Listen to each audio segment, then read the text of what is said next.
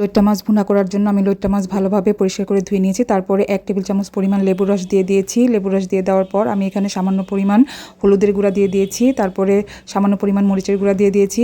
সামান্য পরিমাণ লবণ দিয়ে দিয়েছি। তারপরে এখন ভালোভাবে মেখে নিব। আর এটা ভালোভাবে মেখে নেওয়ার পর আমি আধা ঘন্টার জন্য রেখে দিব এভাবে করে। তারপরে এখানে আধা ঘন্টা পরে আমি আরেকটি প্যানের মধ্যে তেল দিয়ে দিয়েছি। তেল দিয়ে তারপরে এখানে হাফ কাপ পেঁয়াজ কুচি দিয়ে দিয়েছি। তারপরে এখানে হাফ চামচ রসুন বাটা দিয়ে দিয়েছি। দিয়ে তারপরে আমি কিছুক্ষণ ভেজে নিব। যখন একটু হালকা বাদামি কালার হয়ে যাবে তখন আমি এখানে হাফ কাপ মতো টমেটো কুচি দিয়ে দিয়েছি। 5-6টি কাঁচামরিচ দিয়ে দিয়েছি। 1 চামচ হলুদের গুঁড়া দিয়ে দিয়েছি। হাফ চামচ মরিচের গুঁড়া দিয়ে দিয়েছি। 1 চামচ ধনে গুঁড়া দিয়ে দিয়েছি। হাফ চামচ জিরার গুঁড়া দিয়ে দিয়েছি। পরিমাণ মতো লবণ দিয়ে দিয়েছি। দিয়ে তারপরে এখন ভালোভাবে কিছুক্ষণ আমি 2 মিনিটের মতো একটু ভেজে নিব। ভেজে নেওয়ার পর আমি পরিমাণ মতো পানি দিয়ে দিব।